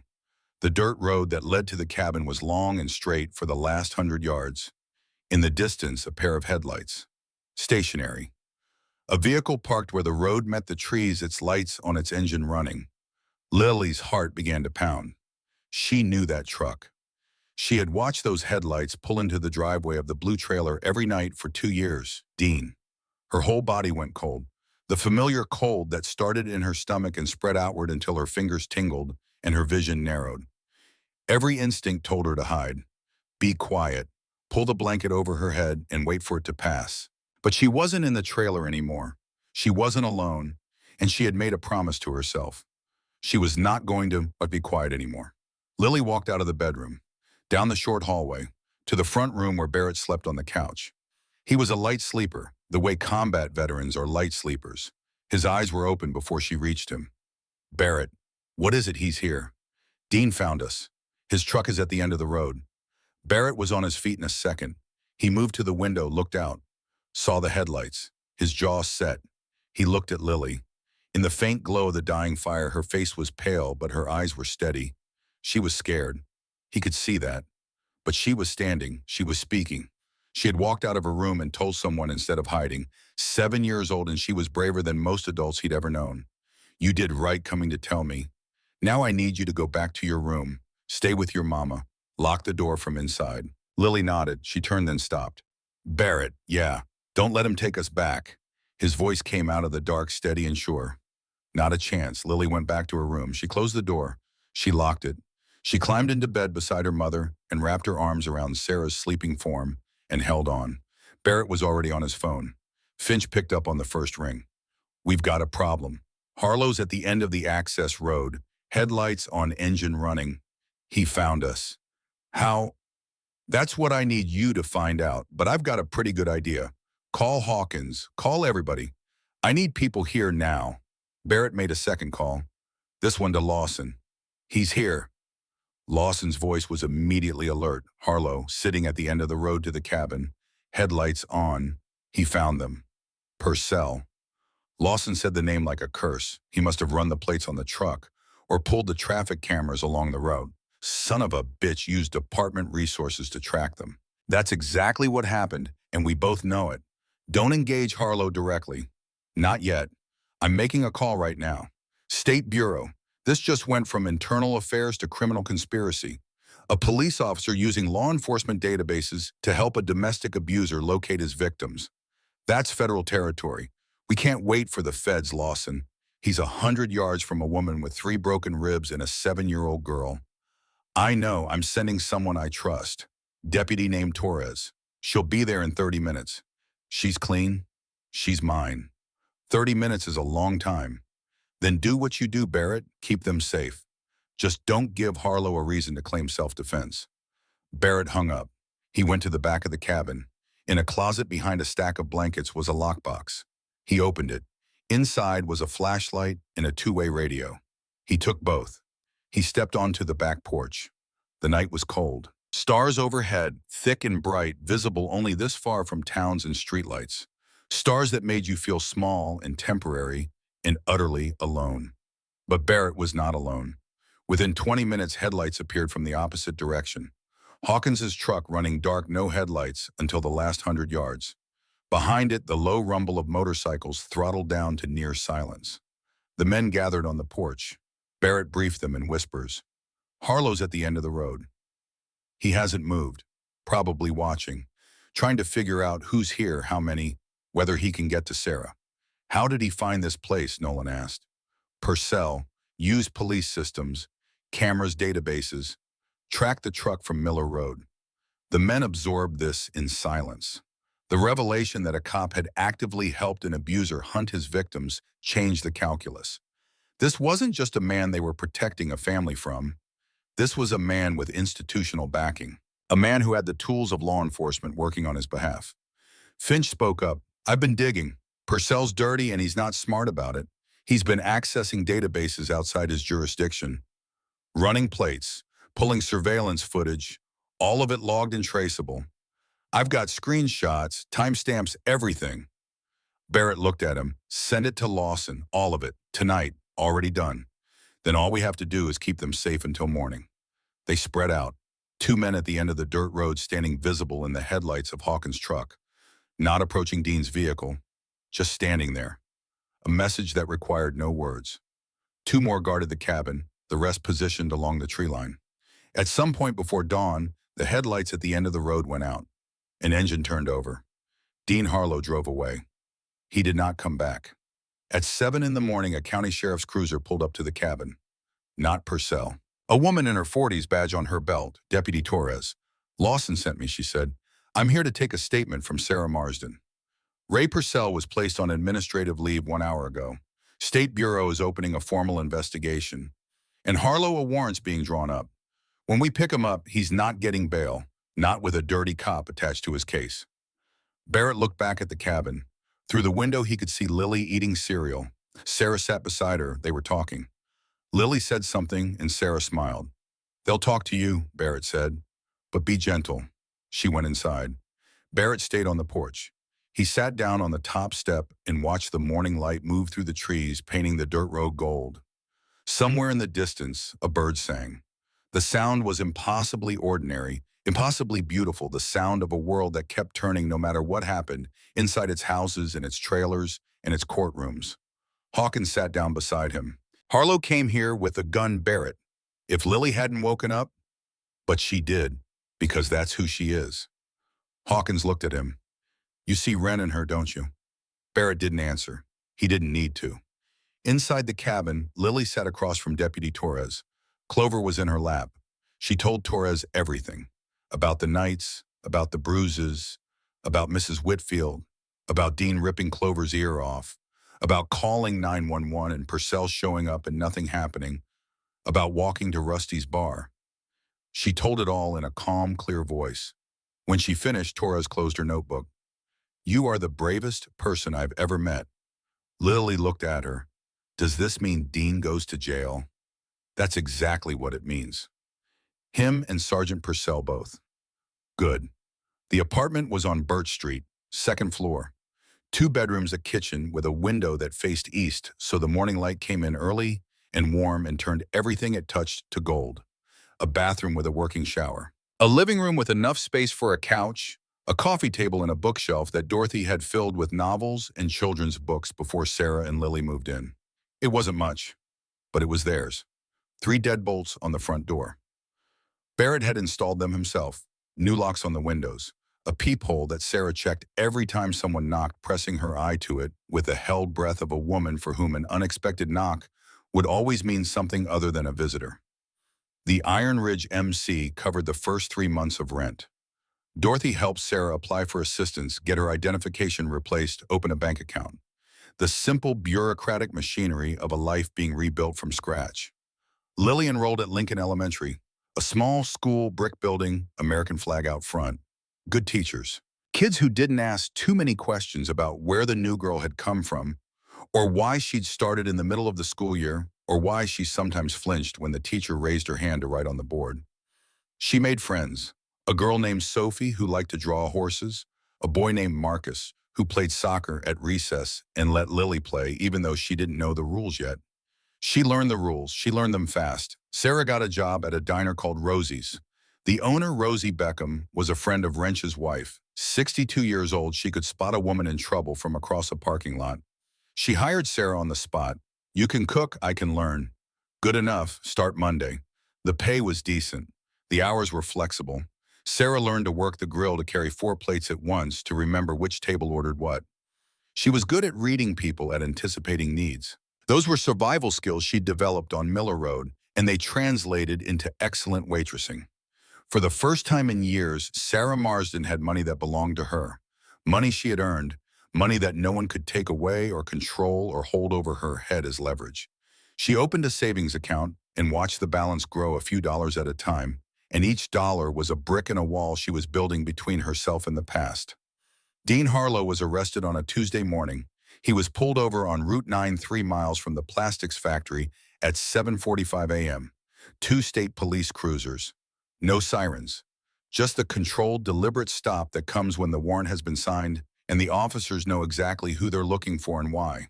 He didn't fight. Some part of him must have known it was coming. He sat in the back of the cruiser and stared straight ahead and said nothing. The charges were comprehensive.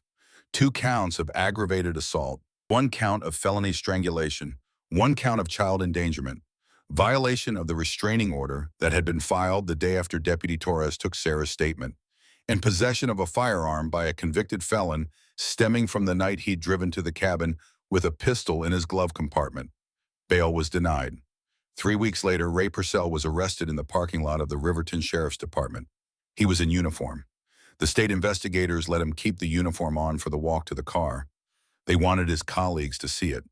The charges against Purcell were damning: obstruction of justice, misuse of law enforcement databases, suppression of evidence, conspiracy to commit assault by aiding and abetting a known domestic abuser. The evidence Finch had gathered was meticulous: time-stamped screenshots, database access logs, the 911 call records showing all 3 calls from Miller Road routed to Purcell. Finch had built the case methodically, precisely with the patient attention of a man who understood that data was the most powerful weapon in the world. Purcell hired a lawyer.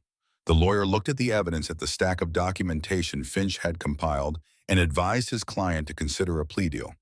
Barrett heard the news from Lawson. He was sitting on the porch of the cabin drinking coffee, the same porch where Lily had asked him about Wren, the same porch where he'd sat through the night watching headlights at the end of a dirt road. Purcell's done, Lawson said. 5 years minimum. The feds are looking at additional charges. And Harlow, his trial's scheduled for next month. But his lawyer's already talking plea. The evidence is overwhelming. Sarah's statement, Lily's testimony, the medical records, the history. He's looking at 10 to 15. Barrett took a sip of his coffee. It was hot and bitter and tasted like the morning air. Good, there's something else. Lawson paused. The department's cleaning house. 3 other officers are under investigation for misconduct. Purcell wasn't the only one cutting corners and covering for friends. Your guy Finch opened a door that a lot of people would have preferred stayed shut. Barrett looked at the trees. The leaves were starting to turn. Fall was coming. Tell Finch. He'll want to know. I already did. He said, and I quote, "That's what happens when you leave a digital trail and think nobody's watching." Barrett almost smiled. The courtroom was small and too warm and smelled like old wood and floor wax. The overhead lights hummed. The gallery was half full. Dorothy Weaver sat in the 3rd row. Dr. Shaw beside her, and Jolene from Rusty's, wearing a dress instead of her usual bar apron, sat near the back. Barrett sat in the last row. He wore a clean shirt under his leather vest. He'd trimmed his beard. He'd done these things not because anyone had asked him to, but because he understood that this day mattered. That what happened in this room would determine whether the system that had failed Sarah and Lily would for once get something right. Sarah sat at the front of the courtroom. She wore a blue blouse that Dorothy had helped her pick out. Her hands were folded in her lap. They were trembling. She'd been trembling since she woke up that morning, since she'd gotten dressed, since she'd sat in the car and watched the courthouse approach through the windshield like a wave she couldn't outrun. The prosecutor, a woman named Calloway, had prepared Sarah for this moment. They'd gone over the testimony 3 times. Calloway had told her she didn't have to look at Dean. She could focus on the jury. She could focus on the judge. She could look at the wall if she needed to. But when Sarah took the stand, she looked at Dean Harlow. He sat at the defense table in an orange jumpsuit. He'd lost weight. His face was thinner, older. His eyes were the same, though, small and flat and empty. The eyes that had stared at her while his hands did their work. Sarah looked at him, and something shifted inside her. Not courage exactly, something older. The thing that had kept her alive through all those nights. The thing that had made her curl around Lily and absorb the blows meant for her daughter. The thing that every mother carries in her marrow. She spoke. She told the courtroom about the first time Dean hit her. A Tuesday evening, she'd burned the rice. He'd slapped her across the face and apologized an hour later and brought her flowers the next day, and she'd believed him because the alternative was too terrifying. She told them about the escalation, how the slaps became punches, how the punches became something worse, how the something worse became the rhythm of her days. She told them about the night he'd wrapped his hands around her throat and squeezed until her vision went black, and she'd thought, this is it. This is how I die. On a couch in a trailer on Miller Road, and nobody will know.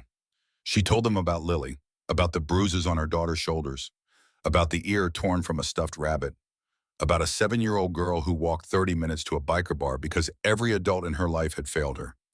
Sarah spoke for 47 minutes. Her voice shook. Her hands shook. Tears ran down her face, and she did not wipe them away. She spoke with the terrible, unvarnished honesty of a person who has nothing left to lose and nothing left to hide. When she finished, the courtroom was silent.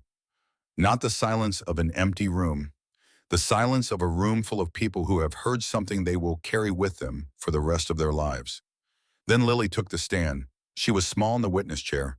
Her feet didn't reach the floor. Clover sat in her lap. The rabbit's missing ear was visible to everyone in the courtroom, a small mute testament to the kind of man they were dealing with. The judge had allowed Lily to keep Clover.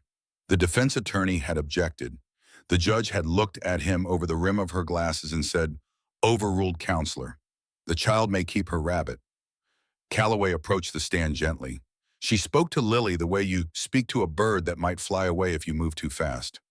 "Lily, can you tell us about the night your mom was hurt?" Lily looked at the courtroom, at the jury, at the judge, at the gallery where Barrett sat in the last row, his hands clasped in front of him, his eyes on her. She took a breath. "I was in my room," she said. Her voice was small but clear, the voice of a child who has practiced being heard. "My mattress is on the floor. I don't have a bed frame.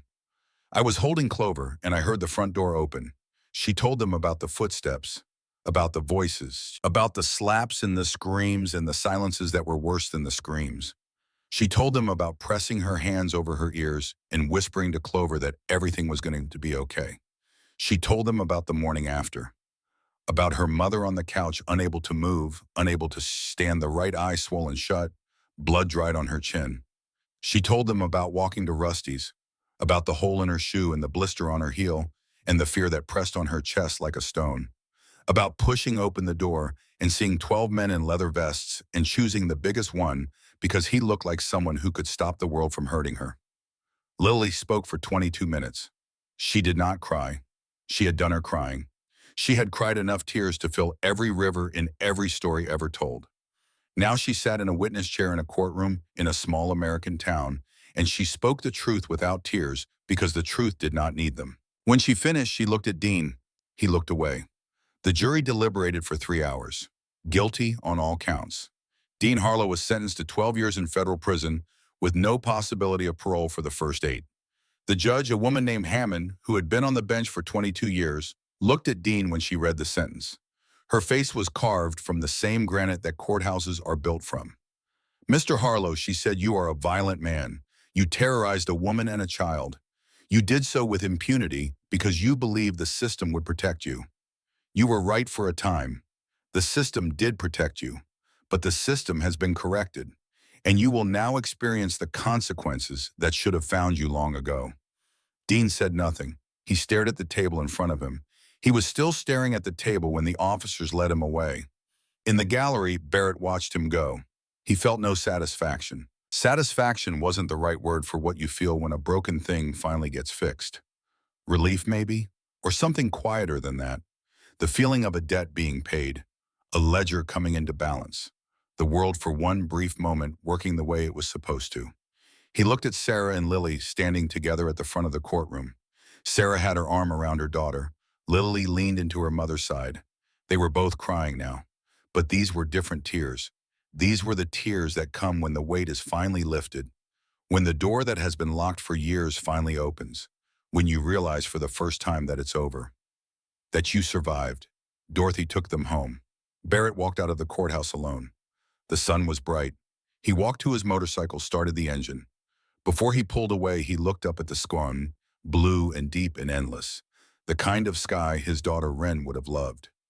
She'd loved blue things, blue butterflies, blue flowers. He thought about her now. Not with the crushing weight of grief, but with something softer. Something that felt like peace. He'd lost his daughter. He couldn't save her. But he'd saved someone else's daughter. And maybe that was enough. Not a replacement, not a cure. Just the slow, imperfect process of turning grief into something useful. He rode home. Sarah was promoted to shift manager at Rosie's Diner 6 months after the trial. Better pay, more responsibility. Rosie was talking about retiring in a few years. She wanted Sarah to take over. "You're the best manager I've never officially had," Rosie told her. Might as well make it official. Sarah saved enough to buy Lily a real bed, a frame, a mattress, a quilt made of blue and white squares that she'd found at a thrift store and washed 3 times before she brought it home. Lily ran her hands over the fabric and smiled. "It's like the one at the cabin." "I know. That's why I got it." Lily thrived at Lincoln Elementary. Her grades were good. She joined the art club. Mrs. Palmer, her teacher, let her sit by the window. Lily drew pictures during free time. Trees mostly. And sometimes a motorcycle parked beside a cabin in the woods. She still carried Clover. But not everywhere anymore. Just at night. Just when the dark came and the old sounds tried to come back. The footsteps, the voices, the silences. On those nights, she held the rabbit close and whispered into his remaining ear and fell asleep with her hand over the place where the torn ear used to be. They had a routine now. Breakfast together, school and work. Dinner at the kitchen table with the east-facing window letting in the last of the daylight. Homework, bedtime stories. Sarah read aloud from a chapter book about a girl who traveled to a magical forest. Lily said the forest sounded like the cabin in the woods. Normal, safe. The 2 most extraordinary words in the language. One Saturday morning, 3 weeks after the sentencing, there was a knock at the door. Sarah checked the peephole. Her breath caught for a moment. Old habit, old fear, a reflex that would take years to unlearn if it ever fully did. But it wasn't Dean. It was Barrett. She opened the door. Barrett, hey, Sarah, hope I'm not interrupting. No, come in, please. He stepped inside. The apartment smelled like pancakes. A skillet on the stove batter still on the counter, a bottle of maple syrup beside two plates. Lily came running from the kitchen. Barrett. She hugged his leg. She was taller now, even in just a few months, growing the way children grow when they finally have enough food and enough sleep and enough safety. He ruffled her hair. Hey, kid. How are you doing? Good. Mama made pancakes. You want some? I'm okay. Just wanted to check on you both. Sarah smiled. It was a real smile, full and unguarded, the kind of smile that uses the whole face because the person behind it has forgotten to be afraid of smiling. The first one Barrett had seen from her. It hit him harder than he expected. We're doing good, really good. Barrett looked around the apartment, at the furniture Dorothy had helped them find, at the drawings Lily had taped to the refrigerator, horses and trees and a motorcycle that looked like it was flying, at the calendar on the wall with Lily's school schedule marked in bright colors each day, a different shade and optimist's rainbow of planned future. This was what safety looked like. Not the absence of danger, but the presence of something worth protecting. How's the job? It's good. Rosie's amazing. She's teaching me the business. And the other waitresses have been so kind. In school, he looked at Lily. I like it. My teacher is Mrs. Palmer. She's nice. She lets me sit by the window. I can see the trees from there. Barrett nodded. Good. That's good. He reached into his jacket and pulled out the framed photo, the one he'd taken from the trailer. Sarah and Lily at the park, both smiling, sunlight in their hair, ice cream in Lily's hand, a moment preserved from before, from the time when the world still made promises it intended to keep. He handed it to Sarah. Thought you might want this. Her eyes filled with tears. She took the photo and held it in both hands and looked at it the way you look at something you thought you'd lost forever. I didn't even realize it was gone. Figured you should have it. Sarah stared at the photo, at their faces, at the joy in them, the unself-conscious joy of two people who did not yet know what was coming. Thank you, she whispered. Lily came over and looked at the photo. That was at Jefferson Park. I was 5. You remember that day, Sarah asked? Yeah, we had ice cream. You let me get 2 scoops. Sarah laughed. A real laugh, warm and sudden, the kind of laugh that surprises the person making it. I did, didn't I? Barrett stood. He felt the rightness of this moment, the way you feel the rightness of a key turning in a lock it was made for. These 2 people in this apartment, with pancakes on the stove and drawings on the refrigerator, and a photo from a happy day held in careful hands.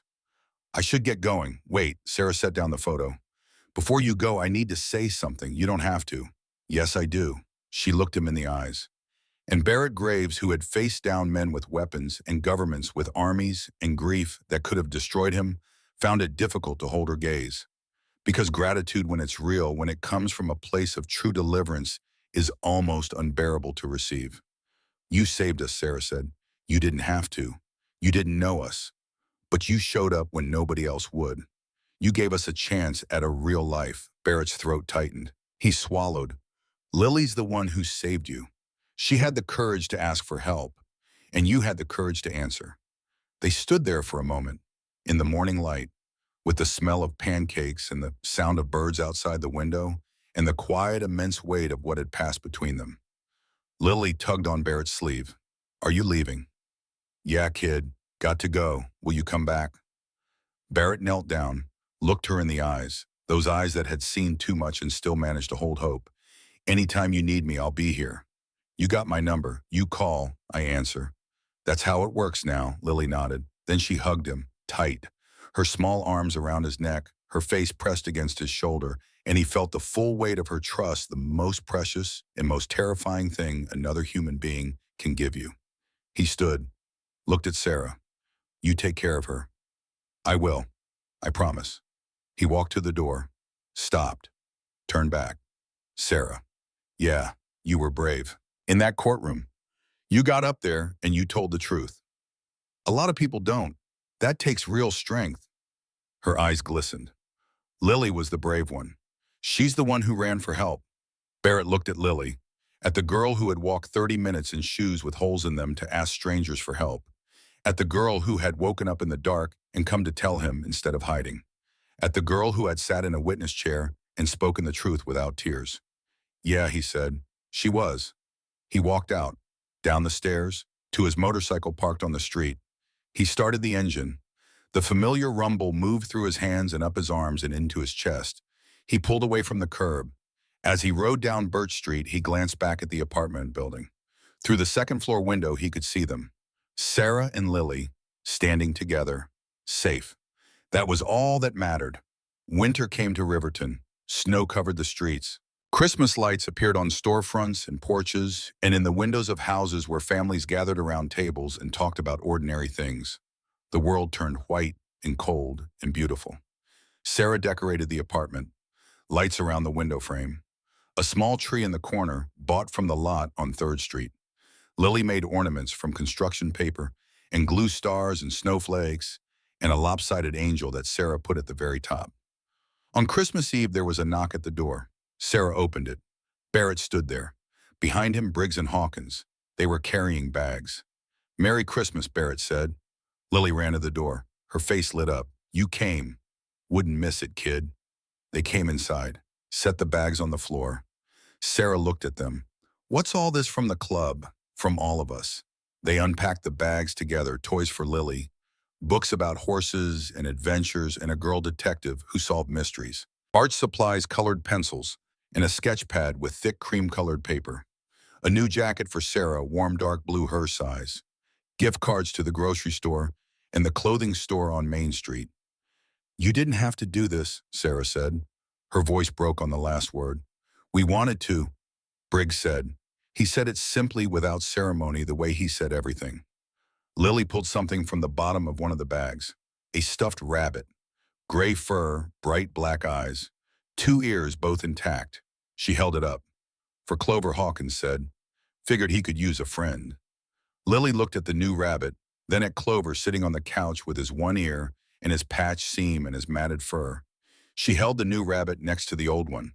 "They match," she said, "except this one has both ears. Maybe Clover can teach him what it's like to be tough," Barrett said. Lily hugged the new rabbit. Then she hugged Hawkins, reaching up on her toes to get her arms around his waist. Then she hugged Briggs, who stood very still, and patted her back with his aged hand and blinked rapidly several times. They stayed for an hour. Sarah made hot chocolate. They sat in the living room with the tree lights blinking and the snow falling outside the window, and they talked about nothing important, about the weather and the diner and how Lily's art teacher had put one of her drawings up in the school hallway. When they left, Lily stood at the window watching them walk to their motorcycles. The engines started one by one, and the sound carried through the glass, through the cold, through the falling snow. "Mama." "Yeah, baby. Those are good men, aren't they?" Sarah put her arm around her daughter. "Yeah, they are. I'm glad I found them." "Me too, baby. Me too." Time passed the way time does. Not all at once, but in layers, each day laid down on top of the last, like sediment building. Something solid, something permanent, something that could bear weight. Lily was 12. Taller, stronger. Her hair was longer. She played soccer on the school team, midfielder, fast and fearless, the kind of player who ran toward the ball instead of away from it. Her grades were good. She had friends. She laughed more than she used to. Clover and the second rabbit, whom she'd named Lucky, sat on her bed next to her pillow. She was too old for stuffed animals, or so her friends said. She didn't care. Some things you don't outgrow. Some things you keep because they kept you. Sarah had saved enough money to put a down payment on the apartment. It was hers now. Really theirs. The deed in a drawer in the kitchen, a piece of paper that weighed almost nothing and meant almost everything. She'd been promoted again. Assistant manager. Rosie was retiring at the end of the year. The diner would be Sarah's. Barrett came by once a month, sometimes more. He'd sit on the couch and drink coffee and talk to Lily about school and soccer and the books she was reading. He never stayed too long. He never overstayed his welcome. But he was always there, a fixed point, a constant in a life that had known too much chaos. Dean Harlow was in federal prison in West Virginia. According to Lawson's contacts, he kept to himself. He tried once, 6 months after the sentencing, to send Lily a message through social media. An account with a fake name, a message that said, "I miss you, Lilybug." Lily had blocked him immediately. She'd told Sarah. Sarah had called Barrett. Within 24 hours, the account was gone. The phone number Dean had used was traced and flagged, and 3 men in West Virginia had visited the prison and spoken to the warden about ensuring that Dean Harlow's communication privileges were appropriately restricted. He did not try again. Lily was 22. She stood at the podium at her college graduation, the tasseled cap slightly crooked on her head, a blue gown that billowed in the May wind. Criminal justice degree. Minor in social work. Summa cum laude. In the audience, Sarah sat in the third row. She wore the blue jacket Barrett and the club had given her that first Christmas worn, now at the cuffs a little faded, but she'd never replaced it. Beside her sat Barrett, 63 years old, more gray in his beard, the scar on his face deeper in the lines of age, but his back was straight and his eyes were clear. When Lily's name was called and Barrett stood, he didn't clap, he didn't cheer, he just stood there, rising from his seat the way mountains rise from plains, slowly and with great certainty, and he watched her walk across the stage and accept her diploma, and he felt something move through him that he had not felt since Ren was alive. Pride. The enormous, terrifying, beautiful pride of watching a child you love become the person they were meant to be. Lily looked at the audience, found Barrett, found Sarah. She held up her diploma, and she smiled. She got a job at a nonprofit called Haven House. They help domestic violence survivors. Legal aid counseling, housing assistance, safety planning. Lily started as an intern. Within a year, she was a case manager. Within 3, she was running the satellite office on the east side of Riverton. She had an office, small, but hers. A desk, a computer, a filing cabinet. On the wall was a framed photograph. Her mom, and Barrett taken at her high school graduation 5 years earlier. All 3 of them smiling. Barrett stood in the middle, one hand on Lily's shoulder, one hand on Sarah's, and his face held an expression that Lily had never seen on anyone else. The look of a man who has found, after a long time, lost something worth holding on to. She was 27 when a woman walked into her office. Mid-30s, bruises on her face, split lip, a black eye that was turning green at the edges.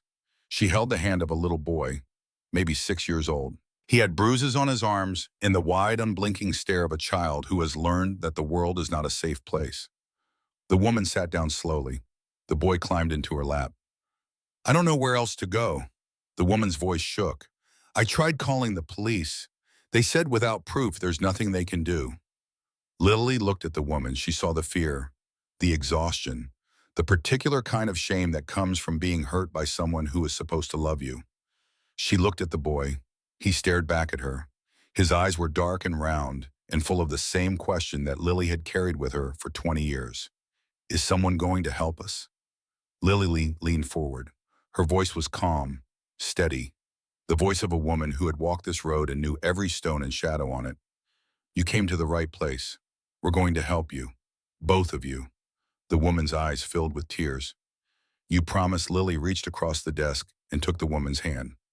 "I promise. Nobody's going to hurt you anymore. I'm going to make sure you have somewhere safe to go. People who will protect you."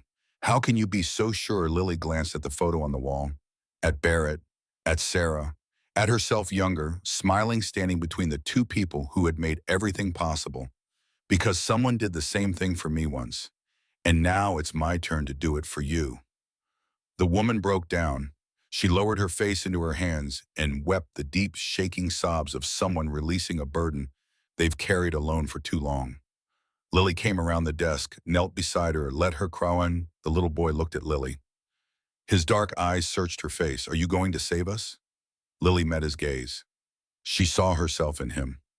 7 years old, standing in front of a man with a scar on his face, trembling, terrified, asking the same question. "Yes," she said, "I am." Lily was 37. She was the director of Haven House. They'd expanded to 3 locations across the state. Hundreds of women and children helped every year. Sarah had retired from the diner. She volunteered at Haven House twice a week, talking to women who were afraid to leave, sharing her story.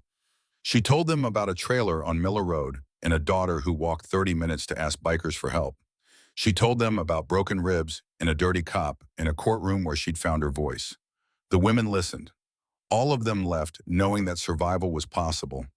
that someone had walked through that door before them and was still standing on the other side. Barrett was 78, still riding, still president of Iron Ridge MC, still showing up when people needed him. The scar on his face was deeper now, carved into skin that had weathered and softened and settled into the geography of age. His hands hurt in the mornings. His knees ached in the cold. But he still threw a leg over his motorcycle and rode through the streets of Riverton like a man who knew exactly where he was going, even when he had no destination at all. One afternoon, Lily's phone rang. "Lily, it's Dorothy. Hey, Dorothy, what's up? I've got a situation." 8-year-old girl walked into a gas station this morning, covered in bruises, told the clerk her stepdad was hurting her and her mom. She asked if there were any bikers around who could help. Lily's heart clenched. The same feeling she'd had the first time a woman walked into her office with bruises on her face. The same feeling she'd had standing in front of Barrett Graves in a bar on the other side of town, 7 years old, trembling, pulling down the collar of her red jacket. Where is she now? At the shelter. She's scared. She won't talk to anyone except to ask for bikers. Lily closed her eyes. She could see the girl. She didn't need a description. She could see her because she'd been her. 29 years ago, different girl, different trailer, different man with fists like weapons, but the same fear, the same impossible courage, the same last resort walk to the only people who seemed willing to fight. She opened her eyes. "I know just who to call." She hung up, dialed another number. It rang 3 times. Yeah, Barrett's voice, older now, rougher at the edges, but the same voice, the same steady calm, the same bedrock certainty that had held her up when she was 7 years old and the world was falling apart around her. "It's Lily. I need a favor. Talk to me. There's a little girl at Dorothy's shelter, 8 years old, asking for help, asking for bikers." Barrett was quiet for a moment. In the silence, Lily could hear the past and the present converging, folding into each other like the pages of a book being closed and opened at the same time. Then his voice came back. Steady, sure. The voice of a man who had answered this call before and would answer it again and would keep answering it until the day he couldn't anymore. "We're on our way." Lily hung up. She sat in her office and stared at the phone in her hand. 29 years ago, she'd been that little girl, scared, desperate, running to strangers because the people who were supposed to protect her couldn't or wouldn't. And a man she'd never met had knelt down and looked her in the eyes and said, "You came to the right place." Now she was the one saying it. She grabbed her keys, stood up, walked past the photo on her wall, Barrett and Sarah and herself, 3 people bound by something stronger than blood. She headed for the door. She had work to do. Because when someone asks for help, you answer. Every time. No exceptions.